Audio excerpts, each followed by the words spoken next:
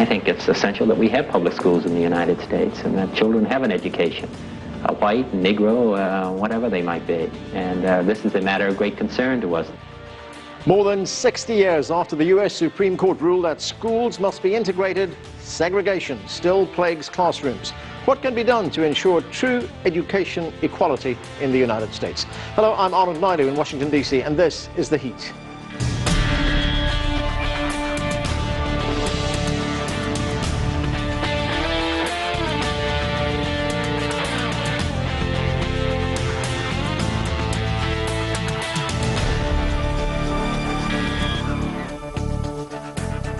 Segregation is on the rise in U.S. schools, this according to a new government report. While the federal government has laws and regulations in place to promote integration, the report finds schools sliding further and further away from diversity. We begin with this report from CCTV's Jim Spellman. Up until 1954, it was legal for public schools in the U.S. to be segregated by race. Black kids in one school, white kids in another. The landmark U.S. Supreme Court ruling Brown versus Board of Education declared that practice to be unconstitutional. But creating truly integrated U.S. schools has been a challenge. A new report from the U.S. Government Accountability Office finds that schools have become less integrated in recent years. From the school year starting in 2000 to the year ending in 2014, the number of highly segregated schools rose from 9% of U.S. schools to 16%. These schools are 75 to 100% African American or Hispanic and economically disadvantaged. This segregation contributes to an achievement gap between poor minority schools and better off predominantly white schools. Kimberly Quick studies education issues at the Century Foundation. We know that highly segregated, economically and racially isolated schools are less likely to receive the same resources as schools that have more affluent children in them, right? So they're less likely to have advanced placement courses. They're less likely to have teachers that are considered highly qualified or experienced. Recent trends are reversing decades of 1960s and 70s. Courts forced public schools to integrate. Programs to bus minority students to more well-off white schools produce tangible results. The 1980s, and particularly around 1980 itself, was a high point of integration. The achievement gap between black and white students was closing rapidly, and students were more likely to interact across class and race. Since the 1980s, programs like busing have fallen out of favor, meaning students are often forced to attend neighborhood schools. Poor neighborhoods tend to have underperforming, underfunded schools. Many families who can afford to leave these neighborhoods for more expensive neighborhoods with better schools.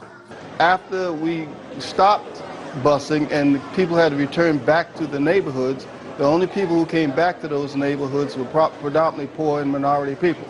And so we moved from racial segregation to economic segregation. The U.S. government estimates that by the year 2044, whites will no longer be in the majority in the United States. Integrating schools may be essential for students of all races to thrive. Janika and Erica are best friends. They say the benefits of integrated schools go well beyond just academics. I don't even know who I would be today without desegregation. I'd be a completely different person. I wouldn't be Janika. I wouldn't be me. I'd be someone different. Reversing the trend won't be easy. There's little political appetite for policies like mandatory school busing and no clear path forward to make U.S. schools less segregated. Jim Spellman, CCTV, Washington. Joining me now is Corinne Conover. She is a Washington, D.C. public school teacher and building representative for the Washington Teachers Union. From Mexico City, Patricia Gandara is the co-director of the Civil Rights Project at UCLA. In Philadelphia, Sean Harper is the executive director of the Center for the Study of Race and Equity in Education at the University of Pennsylvania. And from Phoenix, David Garcia is a professor of education at Arizona State University. Thanks to all of you for joining us. Sean, let me start with you. So here we have the United States, a country that prides itself in telling the rest of the world that this is the land of equality, not to speak of democracy, liberty, and opportunity. So how does one explain the fact that there are such high levels of segregation in the country's schools? What we have to realize is that segregation is a byproduct of slavery and Jim Crow. You know, we are not even yet really 2 full generations removed from Jim Crow segregation. So I think that what we are seeing are long-standing and durable patterns of racial problems and racism in the country that plays itself out in who goes to school where. And this is despite the fact, Sean, that we... So, Patricia, I'll get to you in a moment. I just want to get to Sean again. Despite the fact that you had that landmark decision almost 60 years ago when called Brown versus the Nation, which mandated integration in schools, or busing as it became known as well. Sure. One thing to keep in mind historically with Brown was that there was a lot of resistance to the integration of black students and other students of color into white schools. And certainly whites were not enthusiastic at all about sending their children to schools that had formerly been all black. So, you know, it required the federal government to continue to press and to ultimately insist on desegregation with all deliberate speed. So I think that what we saw throughout the 70s and perhaps even into the early 80s was some compliance with federal mandates, but you know, we've seen consistent and persistent regression over the past couple decades in response to... Right. Patricia, go ahead. Yeah, I just wanted to make the point that we actually made quite a bit of significant progress during those years after Brown, and that the South became, in fact, the most integrated area of schooling in the country. So what has happened is that we've had a whole series of court decisions by justices appointed by very conservative administrations that have set us back seriously away from the kinds of gains that we had made. So when you say there have been setbacks, have these been violations of that Supreme Court ruling that mandated integration? No, no, no, no. The Supreme Court has narrowed and narrowed its decision so much that it's become virtually impossible for schools to actually create desegregated settings. Right. For example, the court came back and ruled against Metropolitan. They no longer allow us to use race as a factor in desegregating schools. David, of course, there's a growing Hispanic population in the United States. How are Latino schools particularly affected by segregation? Yeah, I think we have a couple things going on, particularly here in Arizona, which is sort of the epicenter of a policy of policies that on their face do not look like they would impact segregation, but certainly do. And that's school choice. Here in Arizona, we have a situation where we have a rather extensive school choice policy. And actually that policy, which those types of policies are very popular across the United States, are contributing to the segregation that we're talking about today. A lot of the paradigms that we have to understand segregation come out of black and white dynamics in the South in the 60s. Currently, here, particularly in the West, we see Latinos and how they're choosing schools looking very different than both blacks and whites. And also we've got, well, I would argue that that's more multicultural in general. But we also have a phenomenon where, because of school choice, we have students of many racial ethnic backgrounds choosing to go to school with other students like themselves in charter school settings. Okay, let's bring in Corinne, who's with me here in the studio. Sean, I'll get to you in a moment. Corinne, you are a teacher. We're a teacher. You've been at the coalface, so to speak. What impact does segregation have on schools with very high levels of African American and Hispanic students? Well, I think it's important to remember when we talk about schools being divided that it's not just a matter of race, it's really about socioeconomics. And what I see as being a teacher in the District of Columbia is that it really is about that most of our kids receive free and reduced lunch, which we know is that indicator for being high risk and poverty level, and that a lot of students don't have access to the things necessary to make them successful in school.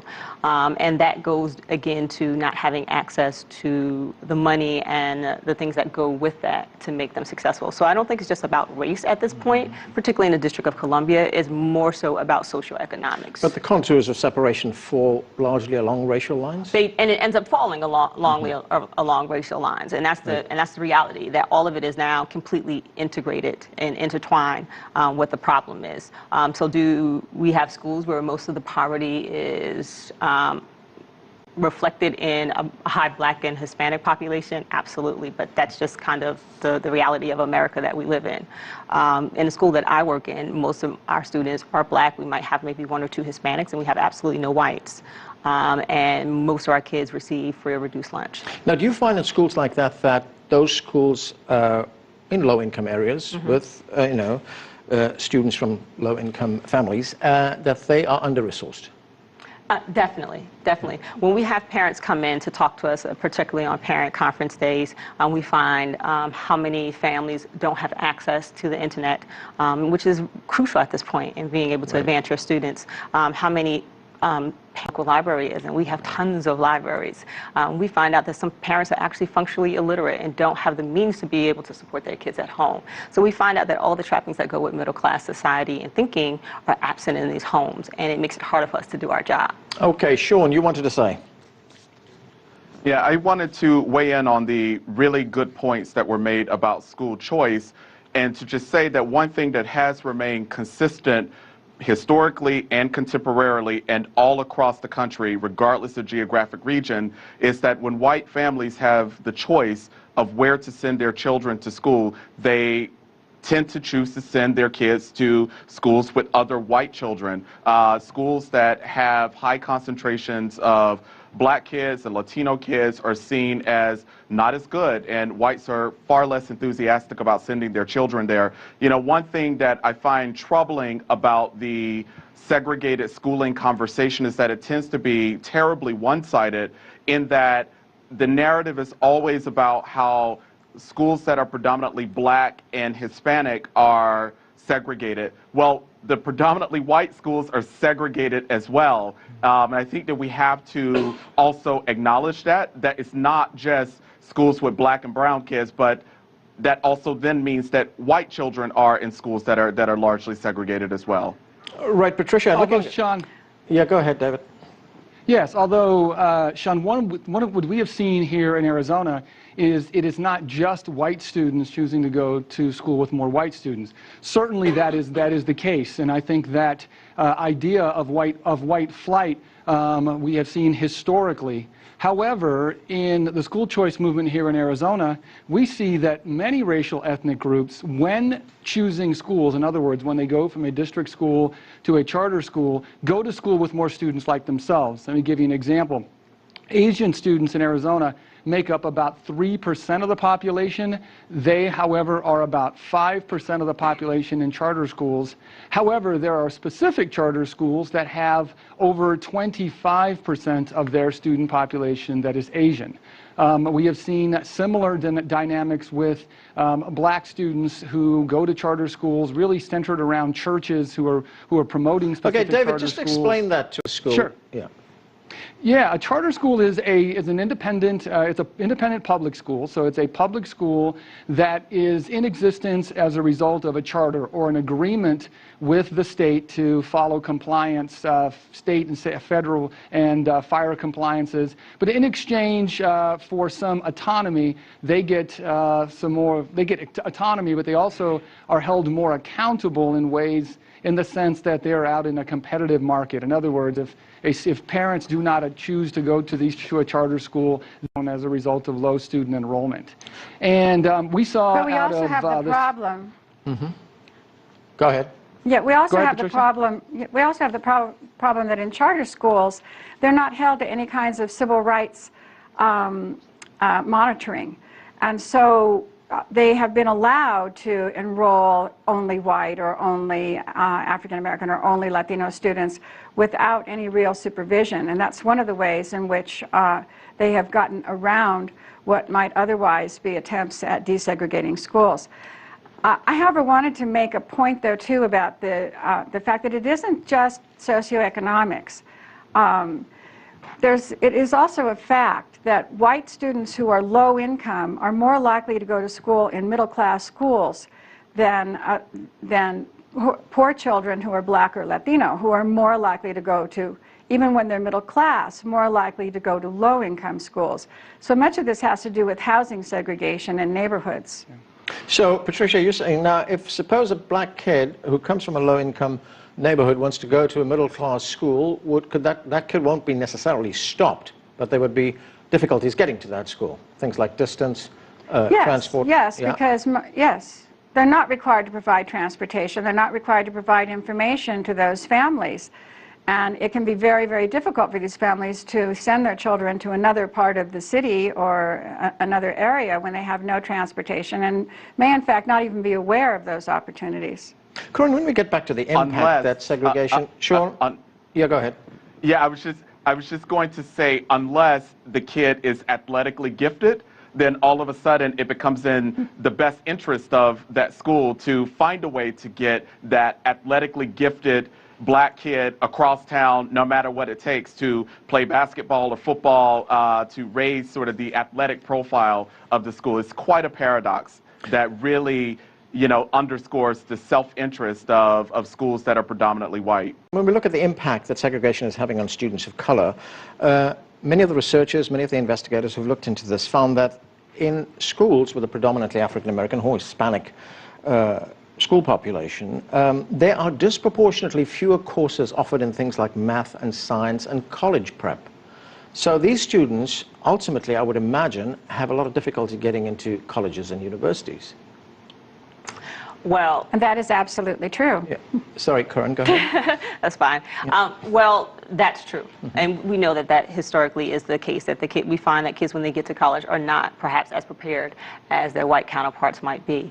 I happen to work in a middle school that is a STEM school, but I've worked also in the high school, and we happen to do a pretty good job in preparing kids for that. But we do realize STEM school is one that prepares kids for the idea of science, technology, education in terms of math too. And so it's the whole idea of we're integrating all those things that we know are part of the careers of the future. And we realize that we receive kids who are not on grade level. And so we do a lot of work to build up that gap. And again, that gap goes back to how prepared our parents are to support their kids. And that goes back to, as Sean said, generations of us being disenfranchised and an unequal playing field. And so it's real. Like, kids are not prepared, and we know it, and we're trying our best to do something about it. So a kid wants to go to university or go to college, applies to these institutions, that kid's going to be handicapped. Absolutely. Absolutely. Yeah. And I can speak for myself. I'm single parent. I'm from a single parent from Newark, New Jersey. My mother worked 3 jobs to put me through school, and I went to a pretty good high school, but I even got there realizing that I did not have all the skills that I needed. Right. So I played my own catch up to be prepared for college. So I know it's real. And that takes a lot of effort on the part of an individual. Sean, what are the barriers to integration in schools in the United States? Well, certainly racism is one real barrier, as is classism and sort of the inequitable distribution of wealth and how that plays itself out residentially. You know, the segregation that we see in schools, the point was made earlier, is oftentimes a reflection of the segregation that we see in residential neighborhoods. So that's certainly one barrier. I think another barrier is that we don't have a comprehensive modern-day desegregation plan. You know, certainly Brown and other legislation from 60 years ago gave us a blueprint and gave us, you know, a real serious sort of national imperative. I don't know that we feel that same sense of imperative right now, and I think that we should, right? Because if we don't, it is going to be highly consequential for the future of the United States. Well, let's talk about. I think another. Go ahead, I think another barrier is just simple awareness among our legislators. Here in Arizona, our last legislative session, there was a very strong attempt to strip desegregation funds from our local school districts. These are important federally mandated funds that allow for programs to desegregate, to have more integration in our schools. And the rationale was that we were past this. We had already desegregated our schools, the point was done, and that the funds weren't needed anymore. Right, and Patricia, are there federal programs that promote integration? Because, I mean, one can understand or just acknowledge that there are states that are very, very conservative with right-wing administrations where there may be de facto segregation. But what about the federal government? What can the federal government do? I mean, you've got a president right now who's African-American. What's being done? The federal government actually has its hands tied in many ways by the Supreme Court. We had a decision just a few years ago called Parents Involved, in which schools that were districts that were voluntarily choosing to desegregate their schools were not allowed to do so if they were going to use race as a factor in the desegregation. Now, that's somewhat absurd, right? If you're trying to desegregate racially, how can you not consider race in doing so? But our hands have been tied tremendously over the last many years by a very, very conservative Supreme Court, which has bit by bit totally undone Brown. And I would also mention undone Mendez, and I would like to set the record straight on this, that Brown was not the first desegregation suit. But in 1946, the Mendez case in California made segregation illegal in California. Karen, what do you hear from the parents of Africa at schools which are under-resourced, where there is a high level of discrimination? Well, what I hear from parents who want their children to do well is they're asking for the resources to do it because they don't have them and they don't know how. That's what I'm really hearing, that parents, just like any parents, want their children to do well and they just don't know how to get to that. That is the bigger conflict on the ground level that I see. And we try our best to meet those needs. Something as simple as, providing clothes for kids who may come into that situation and not have it, and parents being open and honest to tell us about that. Those are the things that no one's really talking about. We have a lot of kids who are homeless because of what Patricia and Sean were talking about these housing patterns, and especially in DC where we have gentrification and parents are actually being pushed out of their neighborhoods and trying to find a way to still get their kids to school even though they may not live there anymore because they can't afford to live there anymore. So those are the real conversations that's happening on the ground level about how do I get my kids to school, how do I get my kid these resources, how do I get my kids clothes, and I don't think we're having enough conversations about that. So Sean, how big a priority is overhauling the education system for, let's say, the federal government? I mean, we hear in surveys that when you talk to, we have an election right now, we get all these surveys. People say, look, the economy is a big priority. Other people say healthcare is a big priority. Where does education fit in? We don't often hear education among the top priorities that people list, especially in the election discourse.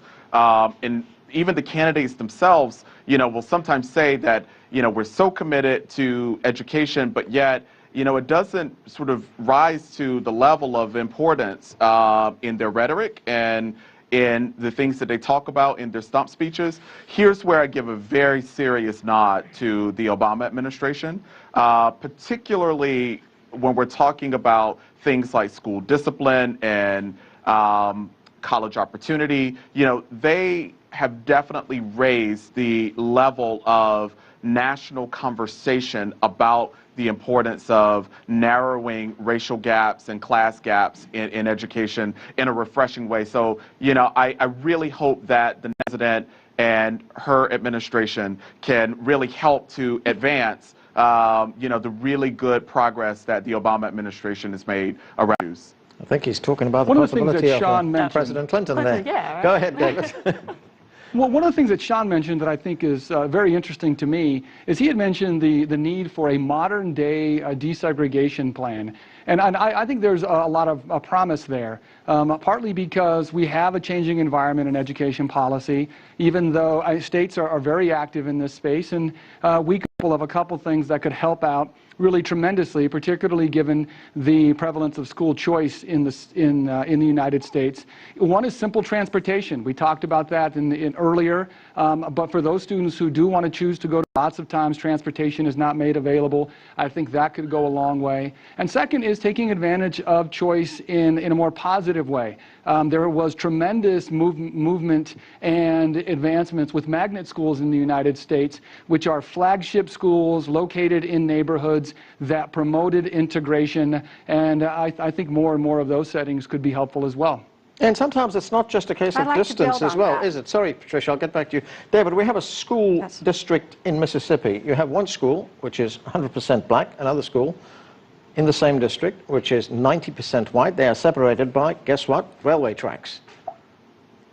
Well, I think in those cases, for example, a flagship school that is very high quality academics, that is located in a place that is accessible, for example, to black students in that community as well as white students in that community, I think that those are very successful potential options as school districts look to think about integrating and finding really creative ways to bring communities together. Right. My daughters attend a magnet school. It's a very diverse school, and it attracts students from the local area, more of a depressed area of Phoenix, but it also attracts families from other places. And truth is, I believe both the community and the families benefit from the integration.